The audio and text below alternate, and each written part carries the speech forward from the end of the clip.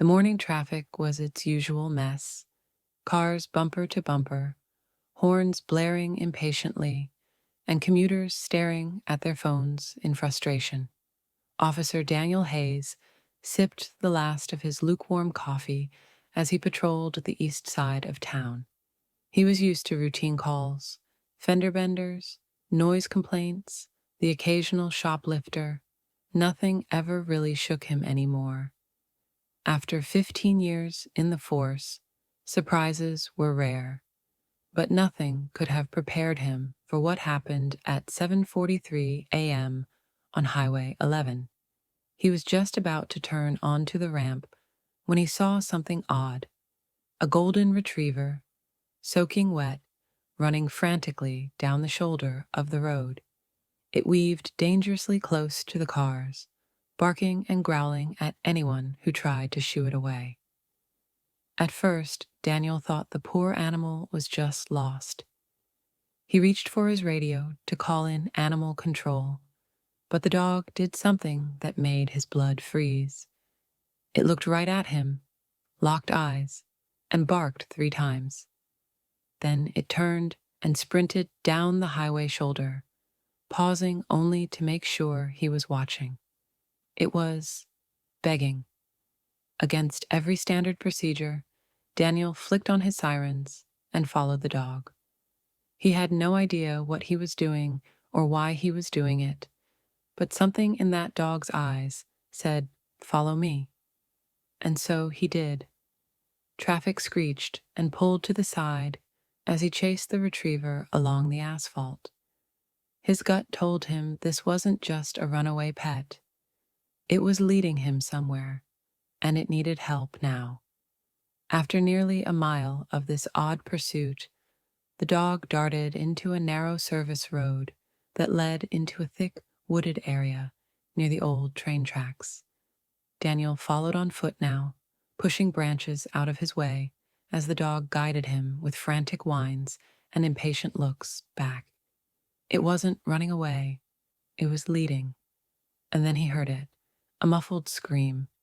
Daniel unholstered his weapon, instincts kicking in. The retriever barked sharply and charged into a thicket. Daniel followed and stopped cold. There, at the bottom of a shallow ravine, was an overturned car, half submerged in water. Smoke curled lazily from its crushed hood. Inside, a woman banged weakly on the cracked window with the palm of her hand. She was bleeding, trapped. Without hesitation, Daniel called for backup and dove into the water. The current was stronger than it looked, and the mud threatened to suck his boots under, but he reached the car and yanked the door. It wouldn't budge. He looked up. The dog was still there, pacing and barking, almost as if it were encouraging him. When the fire department arrived, the entire road was closed. News choppers circled overhead. It turned out the woman was a missing person, reported gone 2 days ago. No one thought to look off Highway 11. And the dog? It wasn't hers. It had no collar, no microchip. No one in the area had seen it before. Yet somehow it had found her. Somehow it had known. Daniel took the retriever home that night, named him Chance. But the story doesn't end there. A week later, another call came in, this time from the same wooded area. 2 hikers had gone missing. Search and rescue was already combing the trails when Chance, still recovering, bolted out of the house and ran straight for the forest. Daniel followed, heart racing. Chance led them to an old drainage tunnel, nearly hidden by years of overgrowth. Inside, barely conscious, were the 2 hikers, hypothermic and dehydrated. One of them later said he'd been praying for a miracle when he heard barking outside. By now, news of the miracle dog had gone viral. People began showing up at Daniel's house with letters, treats, toys. Chance became a local legend. But one woman came with something else, a story. Her name was Ellen Carmichael. She was in her 70s, soft-spoken, hands trembling as she clutched an old photograph. In it was a golden retriever, identical to Chance. "This was Max," she said. "He was my husband's service dog. Saved his life once during a fire.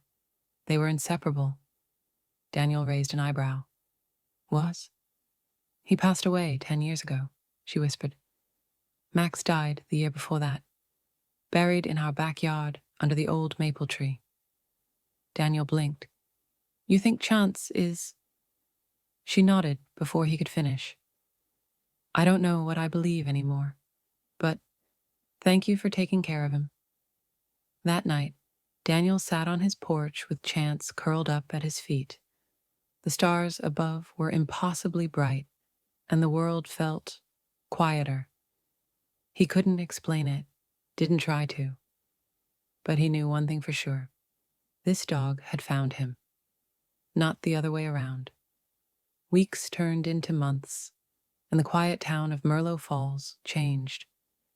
People were kinder, more alert. It was as if Chance had awakened something deeper in the community. A sense of responsibility, of being present. They watched their neighbors more closely, offered help before it was asked, and always, always paid attention to the dogs, especially the strays. One cold November morning, Daniel was walking Chance near the ravine when the dog suddenly stopped. His ears perked. Then he growled, low and deep.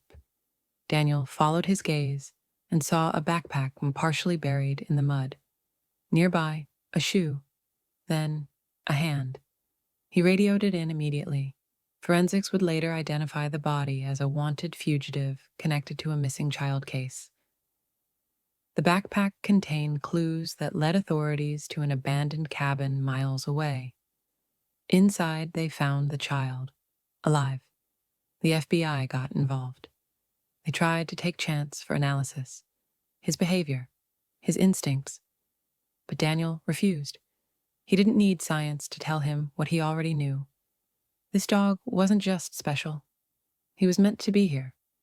One night, months later, Daniel awoke to Chance barking at the door.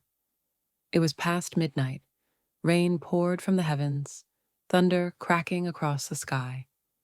Daniel opened the door, expecting to calm the dog, but instead, Chance bolted into the darkness. No hesitation, no fear.